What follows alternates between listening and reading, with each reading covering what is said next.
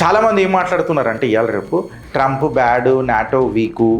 నిజంగానే ట్రంప్ గాడు bad, NATO week. ఎందుకు చెప్తున్నా ఇదేనంటే, అసలు నాటో అని అంటారు కదా, యూక్రెయిన్కి మద్దతు తెలుపుతా అన్నది నాటో ఏమైనా చేసిందా ఫ్రెండ్స్ యూక్రెయిన్ని? పాపం అసలు ఈ నాటో అనేది ఎందుకు పెట్టిరు చెప్పాలి నా ఫ్రెండ్స్. రష్యా యుఎస్ఎస్ఆర్తో ఫైట్ చేయనీకే పెట్టిరు. గ్రీన్లాండ్ నాకు కావాలి, నీ అయ్యా జాగిరారా అయ్యా నీకే, నాకు అర్థం కాదు అమెరికా ఉన్న అడుగుతున్నా. మళ్ళీ ఇది నేనేమంటున్నా, అమెరికా యొక్క ఎంపైర్ క్యాలిబరేషనా లేదా ఎక్స్పాన్షనా? మీ కమెంట్ రూపంలో చెప్పురు ఫ్రెండ్స్. ఇలా డేటా ప్రూవ్ చేస్తున్నది సింపుల్గా. ఏంది తెలుసా ఫ్రెండ్స్, నాటో అమెరికాను దాటి మాట్లాడదు, యూరోపియన్ యూనియన్ అమెరికాను దాటి మాట్లాడదు. ఎందుకు చెప్పాలనా, అమెరికా యొక్క డిఫెన్స్ బడ్జెట్ ఏదైతుంది చూడు, అది సుమారు 845 బిలియన్ అంట. అంటే వీడు ఏ ధమ్కీ ఇచ్చినా అది ట్రంప్ కా థ్రెట్, ట్రంప్ కా టారిఫ్, దాస్కా ధమ్కీ అని అన్నట్టు మనం యాక్సెప్ట్ చేసేయాలి. దాన్ని మీకు ఇంకేం లేదుగా. మీరు ఓటేసినందుకు ఆ ఓటు విలువ ఏంది తెలుసా ఫ్రెండ్స్, భారత్ యొక్క ఫ్యూచర్ ఏ దేశాలతో ఉందో అని చెప్పి ఆల్రెడీ భారత్ డిసైడ్ చేసింది. ఇప్పుడు నేను చెప్తా అది ఎట్లను. పాట ఉంటుంది చూడు, తనివి తీరలేదే నా కింద నిండలేదే అని ఒకటి ఉంటుంది కదా. కాన్స్టిపేషన్తో చచ్చిపోతున్నాడు వీడు ట్రంప్. వీడికి వెనజులాని తీసుకున్నాడు కదా, ఇప్పుడు వీడికి గ్రీన్లాండ్ కూడా కావాలట, కెనడా కూడా నాదే అని చెప్పి చెప్తున్నాడు. అయితే ఇప్పుడు వీడు మాట్లాడుతున్న ప్రతి యాంగిల్కి నాన్ ఆబ్వియస్ యాంగిల్స్ ఏమున్నాయని చెప్పి జర మనము ఆలోచిద్దాం. ఇది తెలవాలి ఫ్రెండ్స్. మీరు ఏదైనా యూపీఎస్సీకి ప్రిపేర్ అవుతున్నా ఇది మీకు మంచిగా ఉంటుంది. ఎందుకంటే S400 జామ్ అయింది అనేది ఏమైనా వచ్చినా కానీ అరే ఎట్లా జామ్ అయిందిరా అని చెప్పి మీరు అడగాలి కదా. రుకో అవి ఇప్పుడు చెప్తా ఈయనగా. ఈ నాన్ ఆబ్వియస్ యాంగిల్స్ ఏమేమి ఉన్నాయి అనేది ఒకసారి చూద్దాం. చాలామంది ఏం మాట్లాడుతున్నారంటే ఇవాళ రేపు ట్రంప్ బ్యాడు, నాటో వీకు. నిజంగానే ట్రంప్ గాడు బ్యాడు, నాటో వీకు. ఎందుకు చెప్తున్నా ఇదేనంటే, ఒక నాన్ ఆబ్వియస్ యాంగిల్ ఇప్పటిదాకా ఎవరు డిస్కస్ చేయాలి, మనం దాని మీద డిస్కస్ చేద్దాం. అసలు నాటో అని అంటారు కదా, యూక్రెయిన్కి మద్దతు తెలుపుతా అన్నది నాటో ఏమైనా చేసిందా ఫ్రెండ్స్ యూక్రెయిన్ని? పాపం ఆడు మంచోడా చెడ్డోడా కమిడియన్గానే నమ్ముకున్న దేశ ప్రజలు సంకనాగిపోయారు. ఇంత మంచి దేశము, పచ్చదనంతో ఉన్న దేశము సంకనాగిపించింది జెలెన్స్కీ గాడు అని ఈగో అని. ఇంకా ప్రెసిడెంట్ అని చెప్పి అలా ప్రజలు నమ్ముతున్నారు చూడు. నాకు నిజంగా చెప్తున్నా, అలా ప్రజల మీద గ్రీనాలు వేస్తున్నారు. అయితే అసలు ఈ నాటో అనేది ఎందుకు పెట్టిరు చెప్పాలి నా ఫ్రెండ్స్. రష్యా యుఎస్ఎస్ఆర్తో ఫైట్ చేయనీకే పెట్టిరు. సింపుల్గా ఎట్లా అనేది ఇప్పుడు నేను ప్రూవ్ చేస్తా. NATO single biggest blind spot అంటాం చూడు, కనబడదు. ఇప్పుడు మనం కారు నడుపుతుంటే కొన్ని బ్లైండ్ స్పాట్స్ ఉంటాయి. వాళ్ళు అంటారు ఈ ఏరియాలలో కొంచెం కనబడది, చూసి నడపాలా ఈ కార్ని ఈ మోడల్లో, దాన్ని బ్లైండ్ స్పాట్ అంటారు. మీరు గూగుల్ చేసినా తెలుస్తుంది. సో ఈ నాటోకి బ్లైండ్ స్పాట్ ఏంది అని అంటే రష్యా కాదు, చైనా కాదు. యాక్చువల్ బ్లైండ్ స్పాట్ ఏందని అంటే అమెరికానే. గుడ్డుగుర్రలో పనులు ఎవరు దుమ్ముతున్నారు అని అంటే ఇగో వీళ్ళే, అమెరికా. మన ఎవరు, నాటో ఇంకా యూరోపియన్ యూనియన్.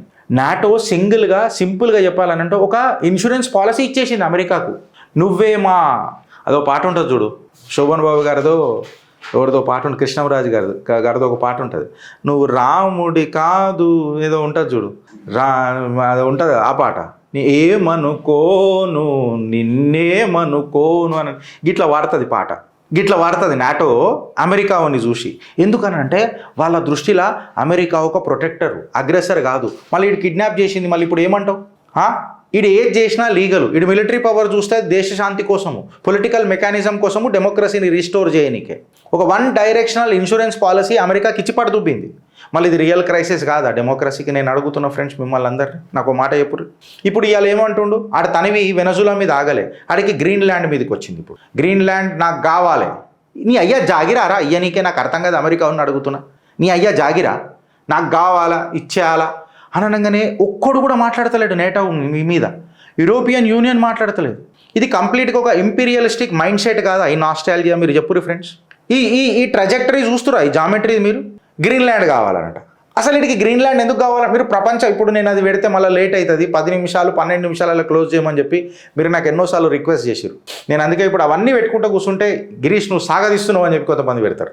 అయితే ఇప్పుడు మీరు మ్యాప్లో చూసుకోరు గ్రీన్లాండ్ ఎక్కడ ఉంటుందో.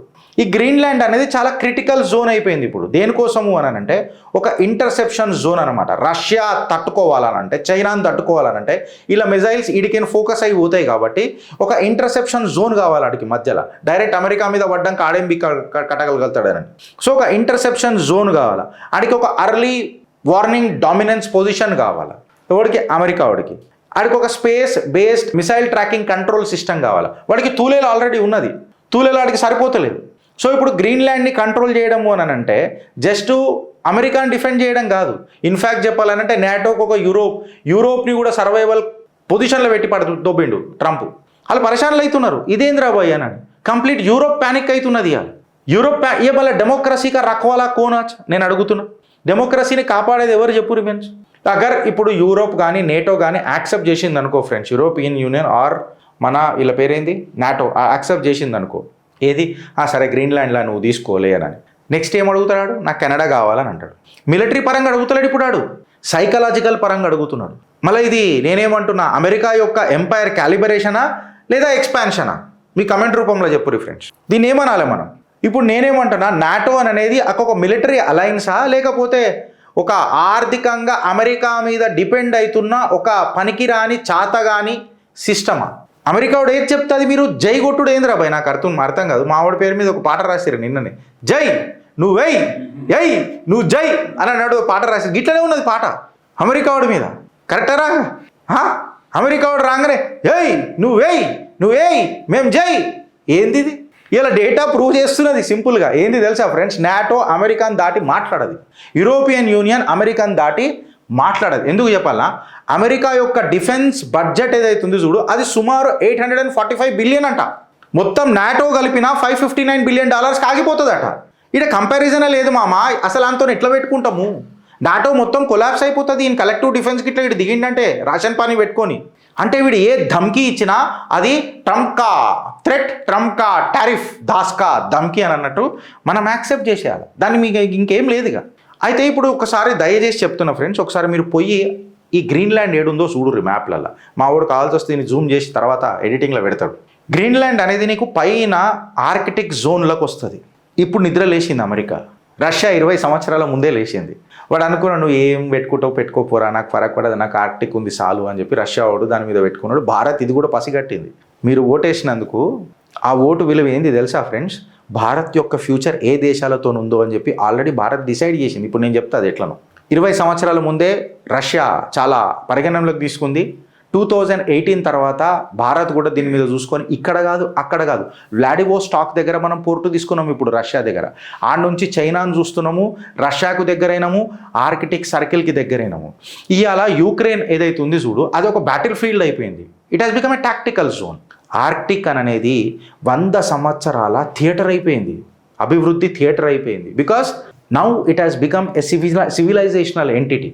ఎవడెవడైతే ఆర్కిటిక్ జోన్లో ఐస్ బ్రేకర్లను కంట్రోల్ చేస్తాడో, ఎవడెవడైతే ఆర్కిటిక్ జోన్లో పోర్ట్లు కంట్రోల్ చేస్తాడో, ఎవడెవడైతే ఆర్కిటిక్ జోన్లో మిజైల్ కారిడోర్లు కంట్రోల్ చేస్తాడో, అంటే ఆ జోన్ మొత్తంలో ఎవడెవడైతే ఇవన్నీ చేసుకుంటూ వస్తాడో నార్దర్న్ సీ రూట్ మీద గ్రిప్ సంపాదిస్తాడు. నార్దర్న్ సీ రూట్ మీద గ్రిప్ సంపాదించిండు అని అంటే కంప్లీట్గా ప్రపంచంలో జరుగుతున్న గ్లోబల్ ట్రేడ్ మీద అంతా వాడికి పెత్తనం వస్తుందా రాదా? మొత్తం ఆర్కిటిక్ జోన్ మీద వాడికి క్యాప్చర్ అయింది అని అంటే ఇప్పటిదాకా అన్ఎక్స్ప్లోర్డ్ వెల్త్ అంతా ఆర్కిటిక్లో ఉన్నది. సో కొన్ని వేల సంవత్సరాల నుంచి ఐస్ దఫనాంచిపోయి ఉన్నది కదా భూమి మీద. సో ఖచ్చితంగా అక్కడ ఏం జరుగుతుందో అనేది ఒక కుతూహలం ఉంటుంది. అక్కడ రేర్ అర్త్ మినరల్స్ కానీ పెద్ద పెద్ద ఖనిజాలు కానీ దొరుకుతాయి. సో ఎనర్జీ ఫ్లోస్ అనేది ఆడ భండారు ఉన్నది. అందుకనే ఏం చేస్తుర్రు ఈ న్యూక్లియర్ పవర్ కంట్రీస్ అంతా అక్కడ కాన్సన్ట్రేట్ చేస్తున్నారు. దేని మీద పెట్టి చేస్తుర్రు? న్యూక్లియర్ డెటరెన్స్ స్టెబిలిటీ అని చెప్పి చెప్తున్నారు. ఇది రష్యా 20 సంవత్సరాల ముందే పసిగట్టింది. అందుకే Russia major Arctic Coast line ఏదైతే ఉందో దాని మీద రష్యా కబ్జా నడుస్తూనే ఉన్నది. పెద్ద పెద్ద ఐస్ బ్రేకర్లు ఏవైతే ఉన్నాయో ఆల్రెడీ రష్యా ఇన్వెస్ట్మెంట్ చేసింది, ముంగడికి పోతూనే ఉన్నది. సబ్మెరీన్ లాంచ్ జియోమెట్రీ కూడా రష్యాదే పెత్తనం నడుస్తున్నది. అమెరికాకి ఇది అర్థమైంది. అందుకనే ఇప్పుడు గిట్ల నేను అది చెయ్యకపోతే అమెరికాకు బాగా లాస్ అవుతుంది. ఒక చూసినావా నేను అమెరికాకి ఎంత చేసినా I'm making America great again అని చెప్పి ఈ సలీం పేకు గడకు ఒకటి అంశం కావాలి ట్రంప్ గారికి.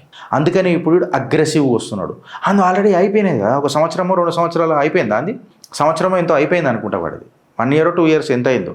ఇప్పుడు ఇక్కడ ఇది ఏందనంటే నాటో అనేది యాక్చువల్గా ఇలా భయపడుతుంది రష్యా మీద కాదు, అమెరికాతో మేము ఎట్లా దోస్తీ ఖతం చేసుకోవాలరా భయ్, ఈడో ఫాల్తుగాడు తయారైండు మాకంతా అని చెప్పి ఇలా భయం అది కూర్చుండిపోయింది.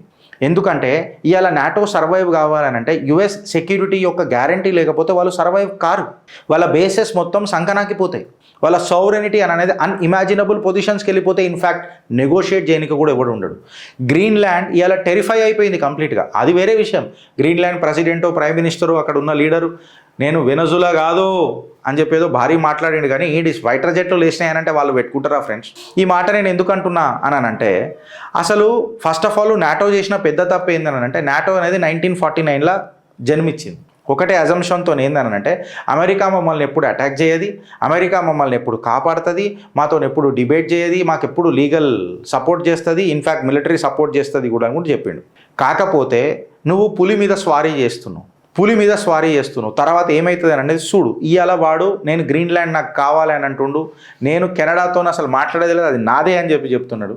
ఇవాళ మీ సొంత దోస్తు మిమ్మల్ని మింగుతుంటే, రైమింగ్లో ఇంకొకటి వచ్చింది కానీ మిమ్మల్ని మింగుతుంటే మీరు ఏం చేస్తున్నారు? గ్రీన్లాండ్ ప్రెసిడెంటో ప్రైమ్ మినిస్టరో మాట్లాడిండు ఫ్రెండ్, కొంచెం దేశభక్తి ఏదో ఉంటుంది, వాళ్ళు మాట్లాడతారు. తిప్పి కొడితే గ్రీన్లాండ్ దగ్గర ఏమున్నది అని అంటే 56,000 జనాభా, ఐసు సైలెన్సు తప్ప వాళ్ళ దగ్గర ఏమున్నది? ప్రపంచం మొత్తానికి తెలుసు, అమెరికాకు పర్ఫెక్ట్గా తెలుసు. రష్యాస్ ఐసీబీఎంస్ ఏవైతే ఉంటాయో అమెరికాని గట్టిగా టార్గెట్ చేస్తాయి, యూకేని టార్గెట్ చేస్తాయి, ఫ్రాన్స్ని టార్గెట్ చేస్తాయి. ఇవన్నీ గ్రీన్లాండ్ మీదకైనా పోతాయని ట్రంప్ గారికి తెలిసింది. ఇప్పుడు వాడు రేడార్ డామినెన్స్ కోసమో ఇంటర్సెప్షన్ టైమింగ్ కోసమో ఈ మిజైల్ని ఇంటర్సెప్ట్ చేయాలంటే వాటికి టైమింగ్ కావాలి కదా, దీనికోసమో అంటే ఒక ఎస్కలేషన్ని కంట్రోల్ చేయాలంటే ఒక థ్రెషోల్డ్ కావాలి. దాన్ని కంట్రోల్ చేయడానికి గ్రీన్లాండ్ని వాడు పెట్టుకున్నాడు. మళ్ళీ దీన్ని ఓనర్షిప్ అనాలనా లేకపోతే దాన్ని ఏమంటారు మూతబరితనం అనాలనా? సరే మూతబరిలో కూడా ధర్మం నిలబడ్డది అని అంటే మాట్లాడతా. ఇవాళ యూరోప్ మొత్తంకి నాటోకి మొత్తంకి అమెరికా అనేటోడు ఒక రెడ్ లైన్ రాసిండా లేదా, రెడ్ లైన్ గీసిండా లేదా? మీరు చెప్పుర్రి ఫ్రెండ్స్. ఇవాళ యూరోప్ ప్రాబ్లం అనేది నిజంగా చెప్పాలని అంటే బ్రూటల్ అయిపోయింది. ఎందుకు చెప్పాలా? అమెరికాని ప్రిడిక్ట్ చేసుడు అనేది ఎవరికి అర్థమవుతలేదు. పిచ్చోడు ఏం చేస్తాడనని. ఈడ ఆఖరి పిచ్చోడు ఉన్నాడు, ఈడ ఏం చేస్తాడనేది ఆడికే తెలియదు, నీకు నాకు ఎట్లా తెలుస్తుంది? మళ్ళీ వీళ్ళకి ఇంకొకటి ఏంది తెలుసా? యుఎస్ మిలిటరీని వీళ్ళు ఏమైనా మ్యాచ్ చేయగలుగుతారా? యుఎస్ ప్రెషర్ని ఇలా తట్టుకోగలుగుతారా? సపోజ్ డెన్మార్క్ ఉందని అనుకుందాం. ఫస్ట్ డెన్మార్క్ ఎంతమంది సోల్జర్స్ ఉన్నారు ఫ్రెండ్స్? వాళ్ళ దగ్గర 13,000 సోల్జర్స్ ఉన్నారట. ఎంత? 13,000 సోల్జర్స్ ఉన్నారట. అమెరికా వాడి దగ్గర 1.3 మిలియన్ సోల్జర్స్ ఉన్నారు. మళ్ళీ ఇది అరే నువ్వు దోస్తానా చేసుకుంటే నువ్వు జర నమ్మకములతో నీ స్థాయి తగ్గట్టు దోస్తానా చేసుకోవాలి. అమెరికా వాడు ఉన్నాడు కదా, నేను స్ట్రాటజిక్ డిపెండెన్సీ పెట్టుకున్నా కదా, నన్ను ఎవడు రాడు, ఎందుకంటే వాడు వస్తాను F-35 వస్తాయి, B-2 బంబర్లు వస్తాయి కదా అంటే ఆ B-2 బంబర్లు నీ ఇంటి మీద కూడా వస్తాయి. ఇలా ఆర్క్టిక్ సర్కిల్ రియర్ చెక్ తీసుకున్నామని అంటే 50% ఆఫ్ ది ఆర్క్టిక్ కోస్ట్ లైన్స్లలో ఇలా most of the ice breakers on earth, nuclear bases in Kola, missile bastions under ice, ఇవన్నీ ఆర్క్టిక్ జోన్లో ఇలా కనబడుతున్నది. నాటో కేవలం మాట్లాడుతున్నది, రష్యా ఆల్రెడీ ఇంప్లిమెంట్ చేసేసింది. అందుకే అమెరికా పానిక్ మోడ్లోకి వెళ్ళిపోయింది, యూరోప్ ఫ్రీజ్ అయిపోయింది. అందుకే ఇవాళ గ్రీన్లాండ్ మీద ఇంత పెద్ద డిస్కషన్ జరుగుతున్నది. ఆడ నాకు గ్రీన్లాండ్ కావాలని కూర్చున్నాడు. భారత్ కావాలని అన్నాడు, ఏం మాట్లాడతలేడు. నేను అన్హ్యాపీ ఉన్నా అని చెప్తున్నాడు. పీక్ పట్టుకొని కట్టలు అని చెప్పి మాట్లాడుతున్నారు మనోళ్ళు. ఇవాళ ఒక చిన్న క్వశ్చన్ ఏందనంటే నువ్వు అమెరికాని ఎట్లా ఆపుతావు? నువ్వేదో నిరసన వ్యక్తం చేసినాక మాత్రాన అమెరికా ఆగలేదు. అమెరికాని నువ్వు స్టేట్మెంట్లతో ఆపలేవు. అమెరికాతో నువ్వు ఖర్చు పెట్టి కూడా ఆపలేవు. ఎంతని ఖర్చు పెడతావు? అమెరికాను నువ్వు ఆపాలనంటే సింపుల్గా ఒక యూరోపియన్ యూనియన్, నాటో ఇంకా స్ట్రాటజిక్ అటానమీ ప్లే చేయాలి. అంటే నీ ఇండిపెండెంట్ మిసైల్ సిస్టమ్స్, ఆత్మనిర్భరత. ఇప్పుడు అర్థమైందా నీకు? భారత్ మోదీ ముందు చూపు ఎట్లుండెనో మీరు పోయి ఆడ ఉద్యోగాలు చేసి అమెరికా ఇంత డెవలప్డ్ అని అంటారు కదా, మనం డెవలప్ కానియకుండా చేసిర్రా, పాలసీ పారాలిసిస్ చేసిర్రా మన దేశంలో. మీకు దండం పెడతారా? విదేశాలలో పోయి దేశాన్ని దూషించకంటారా? మీకు కాలు మోపుతారా?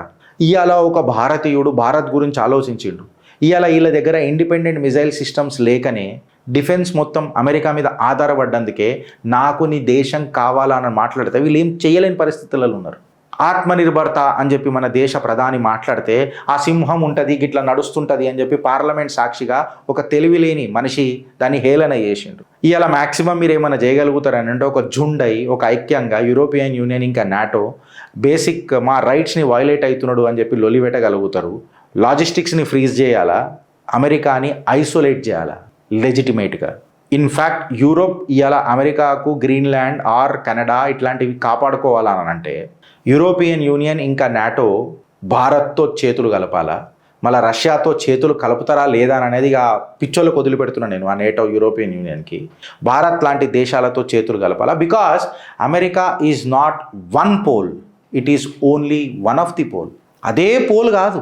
అందుకే ఇవాళ నా దేశ ప్రధాని భారతీయ జనతా పార్టీ సర్కార్ దేశ నరేంద్రుడు ఒక ఆలోచనతో పోయిండు. అంటే ఆర్కిటిక్ జోన్ల ఖనిజాలు ఉన్నాయని మనకు తెలుసు కాబట్టి ఎవరితో ఉంటే మనం సేఫ్ ఉంటామని చెప్పి రష్యాతో చేతులు కలిపి మనం అక్కడ ఒక ఆట మొదలెట్టింది. అదే మనం ఇండో పసిఫిక్ల రాజకీయాలు చేయాలనంటే క్వాడ్ మెంబర్షిప్ ఉండాలా అని చెప్పి అడుగులేసినాం. ఎక్కడ పోయినా స్వతంత్రంగా ఉన్నాం, ఆటోనమస్ మన బిహేవియర్ని ఎగ్జిబిట్ చేసినాం. ప్రతి దగ్గర మన స్ట్రాటజిక్ అటానమీని డిస్ప్లే చేసినాం. మన సర్వైవల్ అనేది ఒక్కోని మీద డిపెండ్ కావద్దు, మల్టీ లెవెల్ అలైన్మెంట్ ఉండాలా, మల్టీపోలార్ బ్యాలెన్స్ ఉండాలా. ఈ డిపెండెన్సీ అనేది డికేకి దారి తీస్తుంది, కుళ్ళిపోతాం మనం అని చెప్పారు. ఇలా అలయన్సెస్ అన్నీ ఎందుకు ఇరిగిపోతున్నాయి ఫ్రెండ్స్? ఎవడో దాడి చేస్తే కాదు, భయపెడితే కూలిపోతున్నాయి.